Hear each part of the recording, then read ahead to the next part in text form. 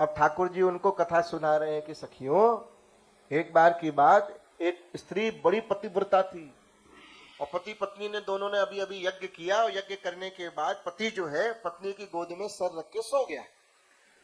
पत्नी बैठी है, पति सो रहा है। तभी उसका बहुत छोटा सा साल भर का बच्चा था जो घुटनों के बल चलते हुए उस तरफ जाने लगा जहां यज्ञ हुआ था, हवन। तो अभी हवन में आग जो है, अग्नि जल रही थी।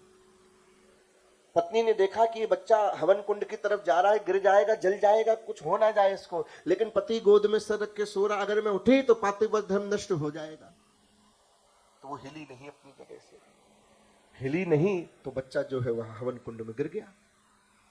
जब हवन कुंड में गिर गया तो उधर अग्निदेव ने क्या किया कि उन्होंने देखा कि इतनी बड़ी पतिव्रता स्त्री है, अगर इसके बच्चे को मैंने जरा सा भी आंच भी लगाई तो कहीं श्राप ना दे दे, तो तुरंत वो ठंडी राख के रूप में वहां प्रकट हो गया। जब पति उठा तो उसने बताया पत्नी ने कि ऐसे ऐसे बच्चा वहां चला है। दोनों दौड़ के गए तो क्या देखा, बच्चा उस राख में खेल रहा है। ठाकुर जी सुना रहे कथा कि तुम जो छोड़ के आ गई हो, ऐसे आना होता है, तुम सब धर्म पे चलने वाली स्त्रियां हो, पतिव्रता हो, ऐसे आधी रात में पर पुरुष के पास नहीं जाना चाहिए, अभी भी लौट जाओ। ये ठाकुर जी क्या कर रहे हैं, अभी भी देख रहे हैं कि अभी भी तुम्हारे मन में कुछ रह गया हो तो अभी भी लौट जाओ। जो रस लेने आ रहे हो, महारास रस का रस है, हर व्यक्ति के लिए नहीं है। गोपियों ने कहा वाह भगवान, आजकल आप कथा भी सुनाने लग गए।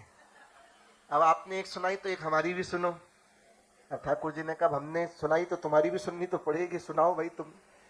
गोपियों ने सुनाई, अब ध्यान सुनो। गोपियों ने कहा प्यारे, एक ऐसी एक और गोपी थी, एक स्त्री थी, वो बड़ी पतिव्रता, इतनी पतिव्रता कि अपने पति के बिना तो वो पानी भी नहीं पीती थी।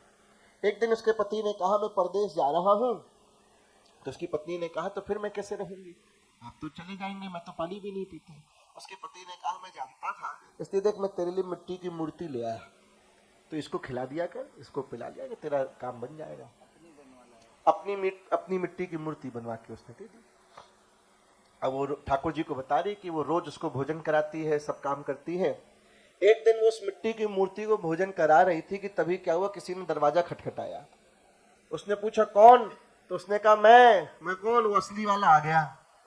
तो ठाकुर जी से सखियां पूछ रही हैं कि प्यारे ये बताओ कि इस गोपी को क्या करना चाहिए, उस स्त्री को उस मिट्टी की मूर्ति को भोजन कराना चाहिए कि जो पति आ गया उसके लिए दरवाजा खोलना चाहिए, क्या करना चाहिए, बोलो भाई क्या करना चाहिए,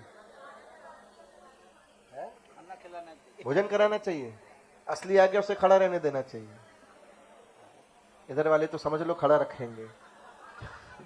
तुम बताओ क्या करना चाहिए, है जोर से बोलो, खाना खिलाना चाहिए। ठाकुर जी से पूछा, समझो उत्तर इसका सही। ठाकुर जी से पूछ रही गोपियां, अब अपना उत्तर समझ लो, असली उत्तर समझ लो। ठाकुर जी से पूछा क्या करना चाहिए, ठाकुर जी ने कहा इसमें पूछने की क्या बात है भाई, जब असली आ गया तो नकली को छोड़ना चाहिए, सीधी सी बात है। नकली कब तक के लिए था, है जब तक असली नहीं आया, वो पति थोड़ी है, वो तो मिट्टी की मूर्ति, असली तो उसका आ गया दरवाजे पे तो उसके पास जाना चाहिए। तो सब जितनी गोपियां थी सबने ताली बजाई, बोले हम भी तो वही करके आ रहे हैं। आप हर जन्म में हमको ऐसे मिट्टी की पत्नी, मिट्टी के पति, मिट्टी का परिवार दे देते हैं जिसको हम सही असली अपना मान लेते हैं। जब आप मिल गए तो क्या चाहिए, जब हर प्रकार से उनको देख लिया तब इन गोपियों का महारास रस में प्रवेश हुआ। जय हो।